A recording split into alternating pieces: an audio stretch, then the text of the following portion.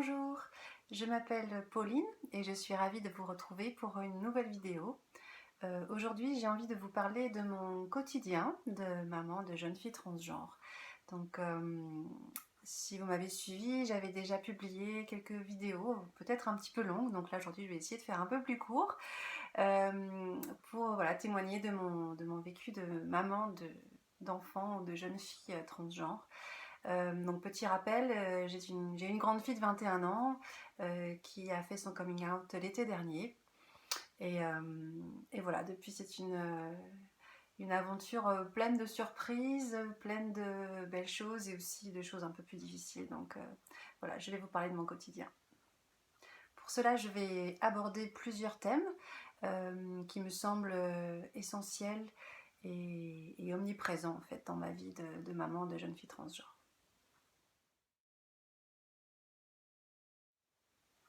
Alors tout d'abord le prénom. Euh, je pense que toute personne transgenre qui entame une transition va commencer par se trouver un nouveau prénom.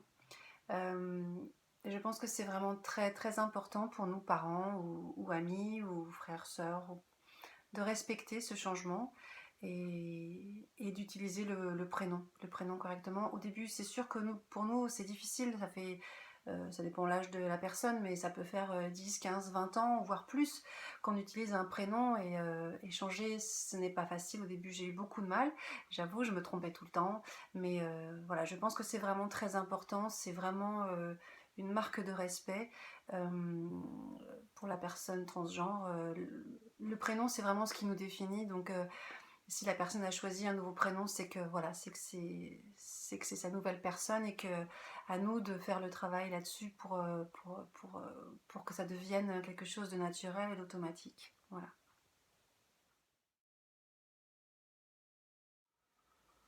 Alors il faut genrer correctement la personne.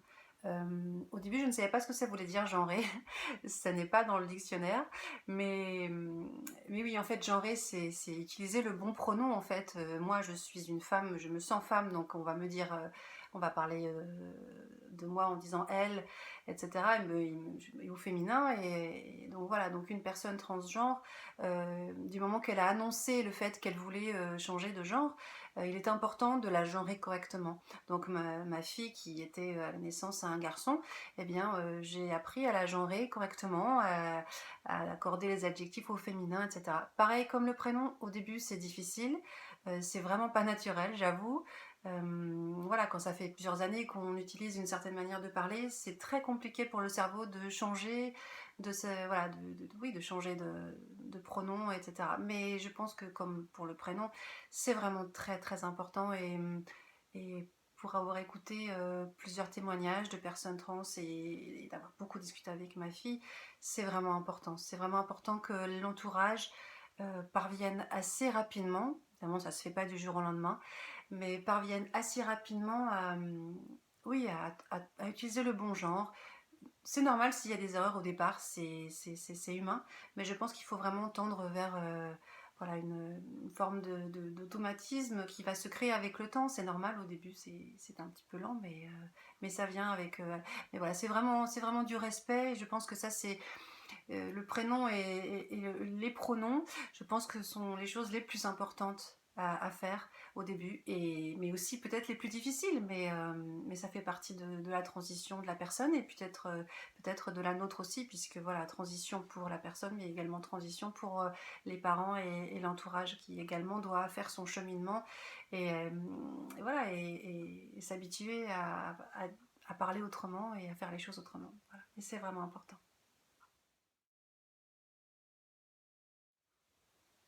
Voilà, tout à l'heure, je parlais de respect par rapport au prénom et au pronom.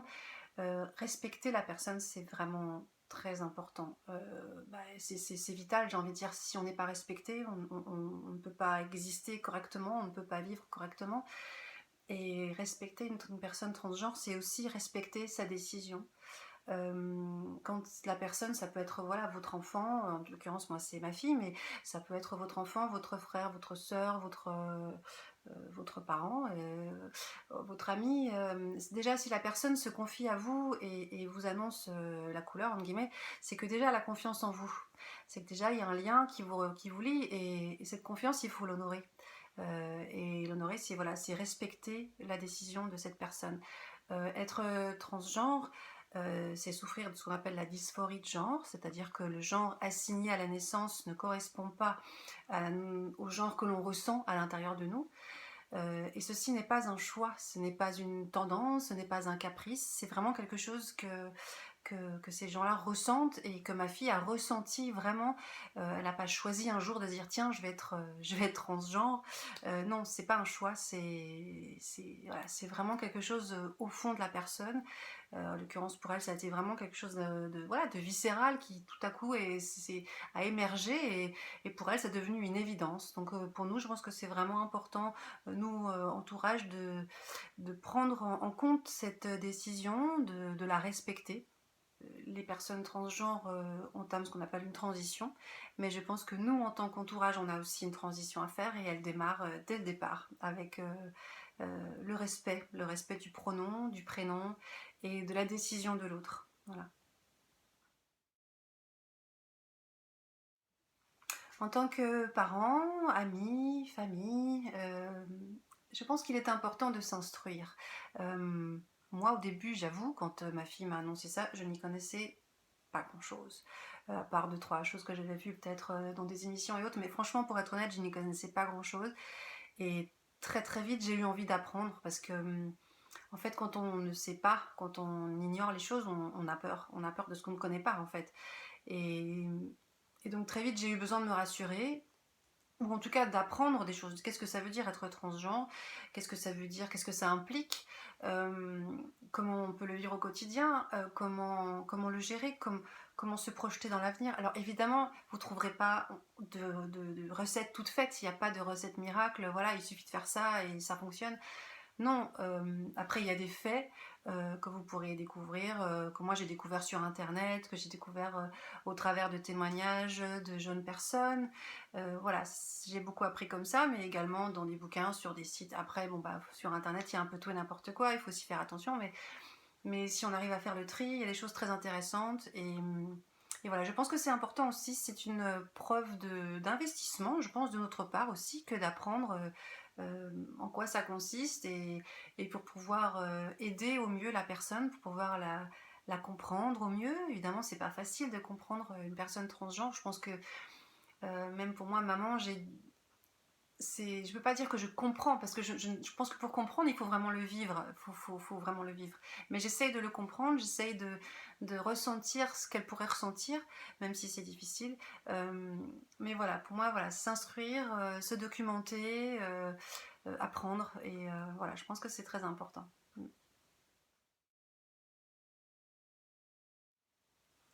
Écouter, c'est aussi quelque chose d'important, pas forcément dans la transidentité d'ailleurs, dans la vie quotidienne tout court, je pense que c'est important d'écouter. On oublie souvent d'écouter l'autre, mais dans ce cas-là, j'ai l'impression que c'est encore plus important parce que voilà, il faut prendre du temps pour écouter ce que votre enfant, votre fille, votre ami, votre soeur, votre frère a à vous dire. Euh, il faut prendre en compte que quand la personne vous fait son coming out, voilà, vous dit ce qui se passe et vous dit voilà, je ne me sens pas dans mon genre assigné, j'ai envie voilà, de devenir un garçon ou une fille, etc. C'est très difficile à faire comme révélation, c'est compliqué, ça demande énormément de courage et, et nous en face, il faut qu'on soit là, il faut qu'on écoute et voilà, il faut qu'on respecte tout ça et surtout il faut qu'on écoute parce que voilà, on n'écoute pas assez et, et une partie de l'aide qu'on peut apporter, ça passe aussi par l'écoute. Voilà. Écouter ce que ressent votre enfant, écouter ses peines, ses questions, ses désirs. Et tout ça, ça passe aussi par l'instauration d'une relation de confiance. Alors évidemment, quand on est parent, on, on se dit bah, qu'on a déjà une forme de relation de confiance avec notre enfant, et encore heureux. Mais là, je pense que c'est l'occasion de la développer encore un peu plus, parce que voilà, c'est un sujet difficile pour votre enfant ou votre ami, Et pour nous également, hein, c'est quand même c'est une forme de choc, une forme de... Voilà, c'est pas facile au départ. Mais voilà, je pense qu'avec l'écoute, on peut faire beaucoup de choses. Parfois, souvent, les gens me disent, mais qu'est-ce que je peux faire? Qu'est-ce que je peux dire? Ah ben non, non, juste écoute. Écouter, c'est être là, prendre du temps. Parfois, on manque de temps, parfois, on est pris par le tourbillon de la vie, mais je pense qu'il faut savoir s'arrêter et écouter l'autre. Et voilà, ne pas être dans le jugement et être dans la bienveillance et le respect, c'est très important. Et écouter en prenant du temps, j'essaye d'écouter, j'essaye de prendre du temps le maximum, le maximum de temps possible. Sûr, je travaille, j'ai plein d'autres choses que j'aime faire et ma vie ne tourne pas qu'autour de ça, évidemment, mais par moment, voilà, il faut savoir s'arrêter et se dire que voilà, maintenant c'est un moment important, je prends le temps. Voilà, c'est important. Accompagner, oui, moi je suis pour l'accompagnement. C'est mon côté, mon poule, mais on n'est pas obligé de le faire autant. Mais non, moi j'ai toujours, dès le départ, envie et le besoin, et heureusement que ma fille était d'accord, et je pense qu'elle était même plus que d'accord, que je l'accompagne par exemple dans tout ce qui est rendez-vous. Euh, Si voilà, la personne veut démarrer une transition, bien, il faut passer par un psychiatre. Parfois, il y a un, deux, trois rendez-vous.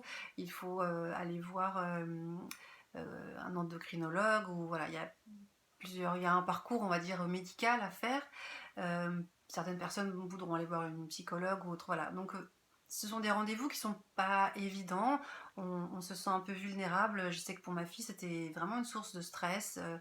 Je pense qu'elle avait peur de ne pas être comprise, de ne pas savoir comment exprimer ses sentiments. Et oui, elle était très angoissée. Donc elle était ravie que je l'accompagne et moi j'étais contente d'être là. Parce que voilà, ce sont des moments très importants. Je ne serai pas là pour tous les rendez-vous, il y en aura d'autres, mais évidemment, je, je vais la laisser aussi mener sa vie.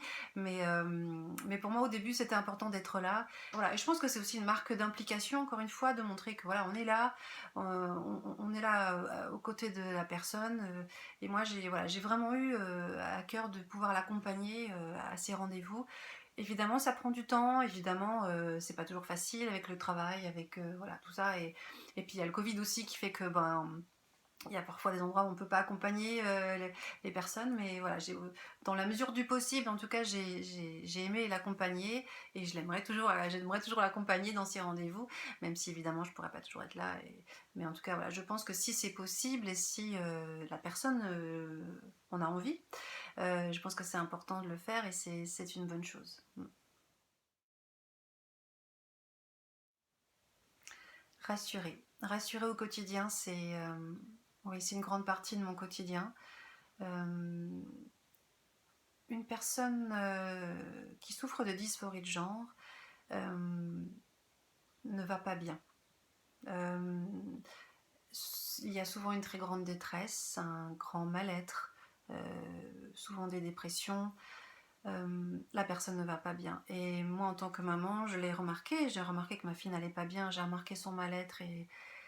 Mais jusqu'à ce qu'elle m'annonce son coming out, je n'ai pas réussi à identifier d'où venait ce mal-être.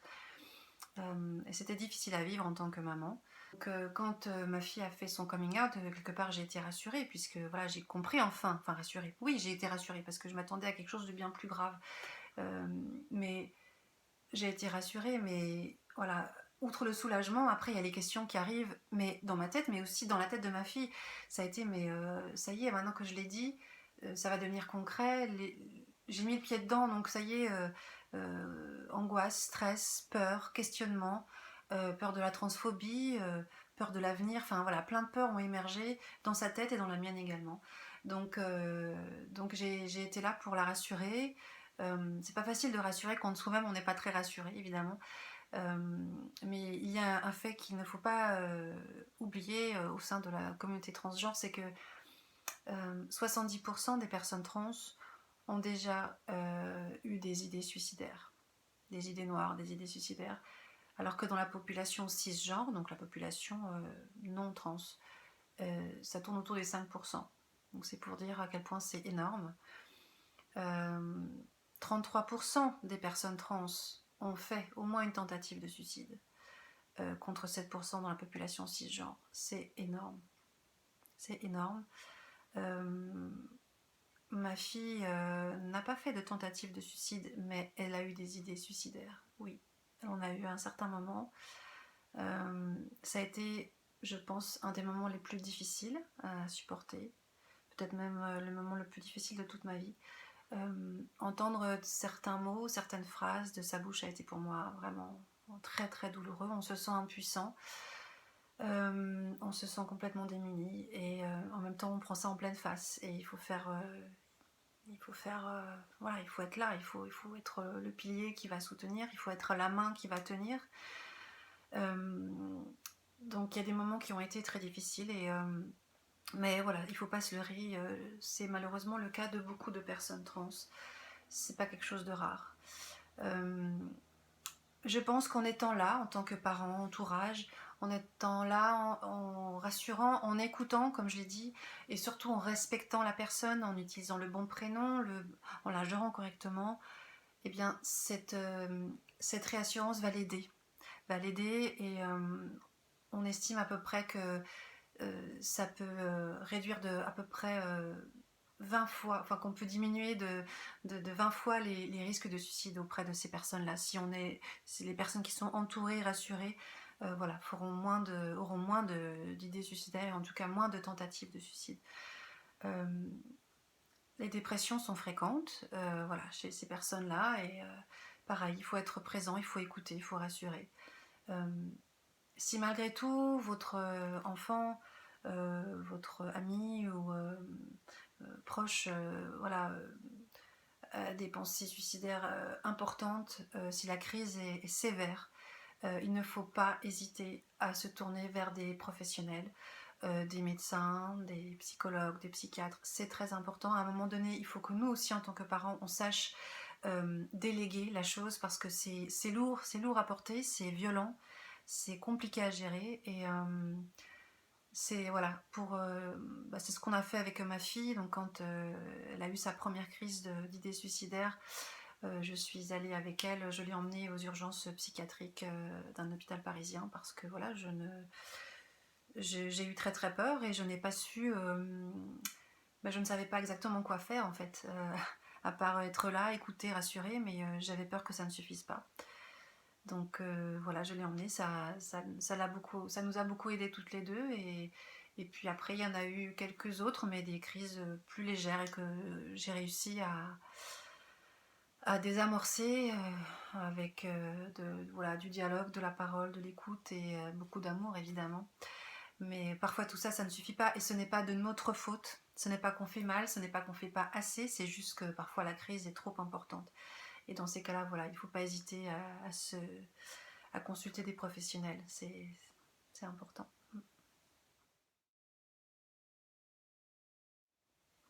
Dans tout ce parcours de transition, évidemment, tout ne se passe pas comme prévu. Évidemment, ça serait trop facile. En tout cas, pour notre part, on a connu pas mal d'échecs. Surtout sur le plan, on va dire, rendez-vous médicaux et administratifs. Tout est lent, tout est très très long. Évidemment, le Covid n'a pas aidé. On a attendu énormément de temps pour avoir des rendez-vous. Les démarches sont très lentes. Il y a des rendez-vous qui ont été annulés à cause du Covid. Enfin voilà, ça a été un peu, par moments, la traversée du désert. Donc voilà, mon rôle, ça a été de rester positive en fait, même si parfois il y a des moments où on est franchement négatif et on se demande si on va y arriver un jour, mais voilà, il faut vraiment rester positif. En tout cas, j'essaye de rester positive un maximum, de rebondir sur les échecs, de garder l'objectif en ligne de mire et de l'encourager. J'ai essayé de l'encourager elle parce que par moments il y a eu des moments où franchement elle a baissé les bras et il y avait de quoi, il y avait de quoi baisser les bras. Voilà, j'ai essayé de rester avec elle, de l'encourager, de rester positif. Cela étant dit, même si on devient quelque part un peu le pilier en fait, puisqu'on est la main tendue qui va tenir quand ça ne va pas, il ne faut pas non plus hésiter à dire que voilà, qu'on n'est pas infaillible et également du coup à partager son ressenti. Alors il ne s'agit pas de s'effondrer en larmes à côté de la personne, mais c'est de dire que parfois c'est difficile, que parfois, bah oui, ça me fait mal, oui, ça m'inquiète. C'est normal, parce que voilà, moi je sais que ma fille par exemple n'arrêtait pas de me dire mais je veux pas t'inquiéter, mais je veux pas te faire de mal, je veux pas que ça te tracasse, mais je lui dis mais bien sûr que ça me tracasse, bien sûr que ça m'inquiète. Si ça m'inquiétait pas, ce serait pas normal, je serais pas une maman normale. C'est important de s'inquiéter, enfin c'est normal de s'inquiéter, c'est viscéral, on s'inquiète, on a peur, on a mal, quand l'autre a mal, moi quand ma fille a mal, j'ai mal, enfin je veux dire c'est normal, c'est normal, et c'est important de le partager. Voilà, faut pas non plus tomber dans le drame, mais c'est normal de le partager, et il faut assumer ses, voilà, faut assumer ses faiblesses. Il faut savoir que par moment on a le droit de flancher, on a le droit de pleurer, on a le droit de dire qu'il y en a marre, que c'est trop dur, que voilà, il faut aussi prendre du temps pour soi, et savoir craquer par moment. Ouais, tout simplement, on a le droit, et ça fait avancer parce que voilà, ça laisse sortir un peu les choses, ça nous permet d'évacuer un peu les émotions, le stress, l'angoisse, parce que c'est beaucoup de stress aussi et d'angoisse tout ça. Donc il faut les laisser sortir par moments pour faire baisser la pression, et voilà. Mais tout ça peut s'arranger si on reste voilà, dans ce qui est positif et bienveillant, et dans les encouragements. Communiquer. Communiquer, c'est important aussi. C'est un peu comme accompagner, encourager, rassurer. On le fait en communiquant.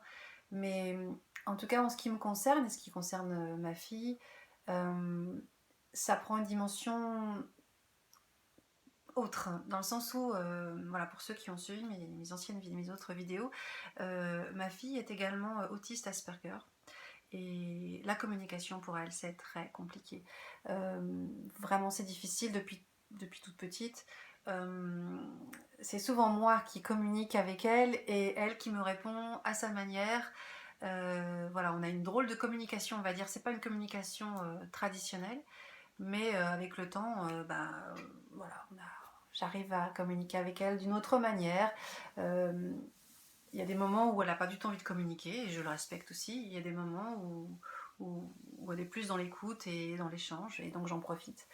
Donc c'est important, et voilà, de garder cette communication même dans les moments, et j'ai envie de dire même surtout dans les moments difficiles, parce qu'en tout cas pour elle, souvent dans les moments difficiles, elle a eu tendance à se recroqueviller sur elle-même, à se renfermer. Alors elle l'est déjà justement à la base dû à son trouble du spectre autistique, mais ça a pris une autre dimension, vraiment. Quand je dis enfermement, c'est vraiment ça, c'est être dans sa chambre sans sortir de la chambre, voire même de sortir de son lit, quoi. Donc ça a été à moi d'aller la chercher, d'aller lui parler, et de demander à ce qu'elle me réponde, et voilà, et à maintenir ce lien de la communication, parce qu'à par moments, je pense qu'on aurait pu complètement bah, elle là, moi là, quoi. Il y avait pas, voilà. Si j'étais pas venue la chercher, je pense qu'il y a des moments où le lien aurait pu être coupé, et ça c'est vraiment très néfaste, surtout dans les moments où ça va pas, parce que voilà, je pense que c'est vraiment important de garder le contact, parce que nous on a besoin de savoir comment va l'autre aussi. Ça a été un de mes chevals de bataille, la communication. Je pense que c'est vraiment quelque chose de fondamental. Bien sûr, dans la vie de tous les jours également, mais dans le cas de ma fille, ça a été encore plus important, et ça a été aussi une difficulté à gérer.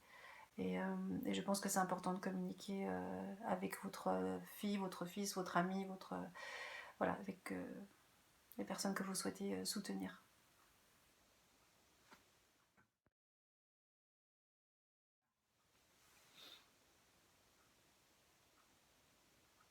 Échanger. Jusqu'à maintenant, je vous parlais donc des échanges, de la communication que j'ai avec ma fille. Mais ça ne s'arrête pas là, évidemment. Moi, j'ai eu envie, en fait, d'échanger avec d'autres personnes sur la transidentité, et de préférence des personnes qui vivaient la même chose que moi. Alors, ça pouvait être d'autres personnes trans, d'autres jeunes adultes trans, mais également des mamans, des papas, ou des gens de l'entourage des personnes trans, parce que déjà, c'est pas quelque chose qu'on raconte autour de soi comme ça, parce que c'est quand même quelque chose de très intime, de très fort, et pour l'instant dans mon entourage, certaines personnes le savent, mais pas toutes, et je dois aussi respecter le fait que ma fille ne l'a pas annoncé à beaucoup de gens dans ma famille, donc voilà, à moi de garder le silence, en guillemets.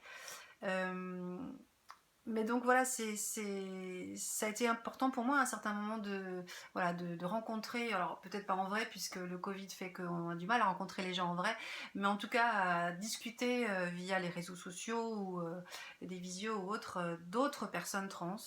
Et j'ai beaucoup appris des autres personnes trans, leurs réactions, leurs questions, mais également à discuter avec d'autres mamans. Parce que voilà, même si nos enfants sont différents, même si nos vies sont différentes, il y a des points communs, il y a des parcours communs, et je pense que c'est très, très agréable de se sentir comprise par quelqu'un voilà, qui partage la même chose que vous, tout simplement.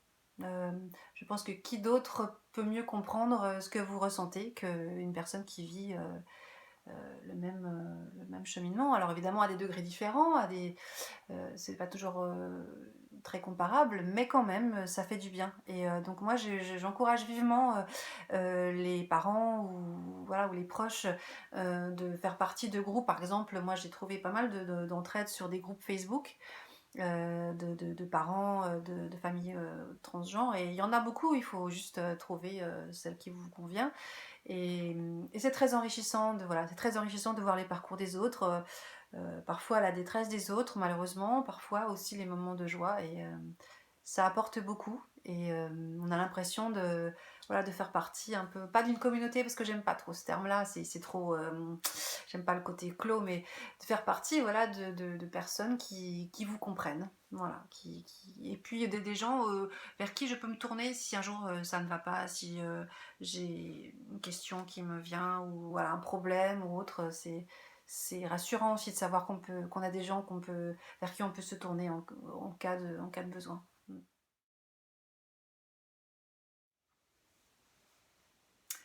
Tout simplement vivre. Vivre parce que au début en tout cas, tout ça, ça a pris beaucoup de place. Ça a pris beaucoup de place dans nos discussions, la transidentité, le coming out, les difficultés, puis il y a eu ces moments difficiles d'idées noires, etc. Ça a pris beaucoup de place, et c'est normal que ça prenne beaucoup de place puisque c'est si important et si nouveau, si fort. Donc ça a pris beaucoup de place dans sa vie, mais dans ma vie également, et c'est normal. Mais à un moment donné, il faut que comment dire, que la vie reprenne de manière naturellement normale.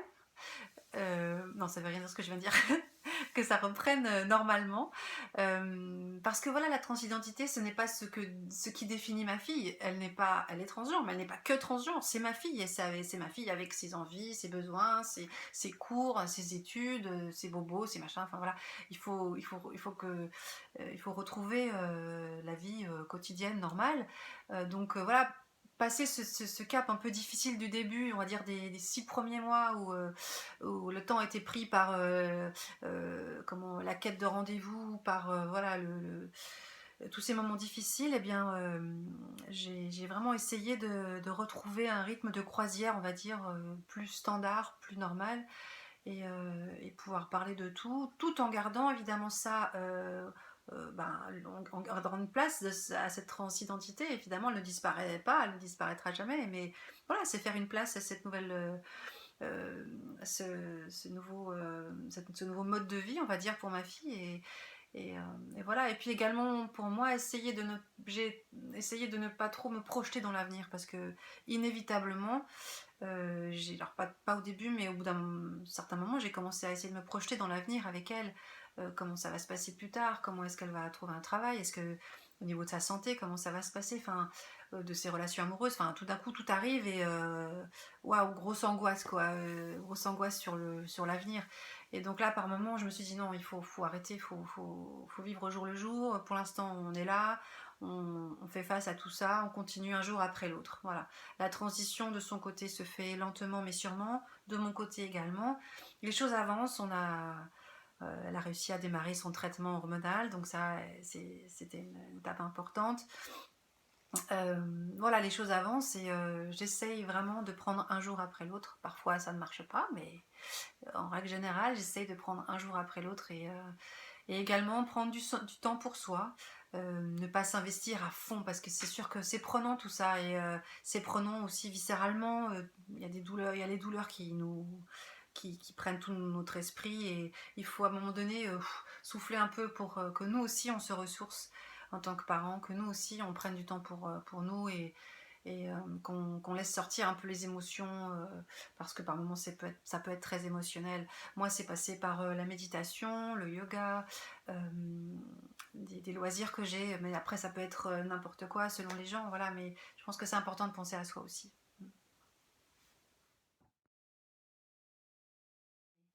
Aimer inconditionnellement, voilà, c'est tout. Non, euh, c'est quand votre enfant ou ma fille, voilà, m'a annoncé sa transidentité, mais oui, bah, passer le chamboulement, le tsunami, tous les trucs un peu difficiles du départ, et ben voilà, c'est mon enfant, elle reste mon enfant, elle restera toujours mon enfant. Avant, bah, c'était un garçon, mais maintenant, elle est en train de devenir une fille, et je suis persuadée qu'elle va devenir une jolie jeune fille. Et, et même si elle change de genre, elle ne change pas, elle reste la même avec ses qualités, ses défauts, voilà, son humour, ses envies, ses projets. Évidemment, on adapte les choses. Évidemment, évidemment parfois c'est difficile. Évidemment, pour l'instant, elle n'est pas encore épanouie. Elle est encore on en est au tout début. Voilà, elle démarre sa transition. Donc on va dire que donc, ma fille a souffert de dépression. Et pour l'instant, on va dire on n'en est pas encore sorti, mais voilà, les meilleurs jours se profilent, les espoirs devant nous se profilent, et, euh, et voilà, donc il faut se dire que votre enfant, votre ami reste le même, restera le même. Et puis, autre chose importante, je crois qu'il faut aussi, en tout cas en tant que parent, saisir le privilège de vivre cette formidable aventure. Pour moi, c'est comme ça que je le ressens. Euh, voilà, c'est vraiment une chance qu'on a pour nous, parents, de pouvoir vivre cette aventure qui est complètement inédite, qui est voilà, qui est belle. C'est la renaissance de notre enfant. C'est le mettre au monde une fois, c'est beau. Le mettre presque au monde une deuxième fois, c'est encore mieux. Bien sûr, ça passe par des moments difficiles. Il faut pas se leurrer, c'est pas tout rose. C'est pas tout rose. Il y a des moments très difficiles, comme je l'ai dit. Mais, mais voilà, l'un dans l'autre, ça reste une formidable aventure, et je pense que c'est un moment privilégié pour nous. Il faut également, je pense, être fier, et moi je suis très très fière de ma fille, parce que je sais que c'est une démarche très très difficile à faire. Déjà, de se dire soi-même, de se dire voilà, je ne me sens pas bien dans mon genre, j'ai envie de changer, je me sens dysphorique, j'ai envie de devenir l'autre genre. C'est difficile de l'accepter pour soi, c'est difficile euh, de le mettre en lumière également, de faire son coming out, c'est hyper difficile. Donc je suis fière d'elle, je suis fière qu'elle ait réussi à le faire. Je suis fière de tout ce qu'elle fait, parce que franchement, bon, elle fait aussi des séances de laser pour la barbe, donc voilà, c'est une séance toutes les 5 semaines, c'est assez douloureux. Elle qui est très douillette, je la trouve super courageuse de le faire. Prendre un traitement hormonal, c'est pas anodin non plus. Elle qui déteste les médicaments, ben là c'est tous les soirs. Aller voilà, avoir des rendez-vous, et puis bon, pour l'instant elle vit relativement recluse, on va dire, à la maison, parce que voilà, il y a le Covid et le confinement et tout ça, mais je sais qu'un jour il faudra qu'elle s'expose au monde, et je pense qu'il y aura des moments pas faciles, parce que voilà, on sait que le monde est pas très cool avec les personnes différentes, avec déjà c'était difficile avec son trouble du spectre autistique, et là je pense que du coup la transidentité ça rajoute un peu une difficulté, un challenge supplémentaire, mais je sais qu'elle est courageuse, et tout ce qu'elle a accompli jusque là, déjà je trouve que c'est génial. Je suis super fière d'elle. Voilà, et c'est donc je pense que voilà, il faut vraiment garder ça en tête, et y mettre beaucoup d'amour, comme on a tous au fond de notre cœur de parents. Mais là, c'est l'occasion de le sortir encore plus, et de le donner inconditionnellement. Voilà, tout simplement. Voilà, ma vidéo est maintenant terminée. J'espère que ça vous aura plu et je vous dis à une prochaine et prenez soin de vous.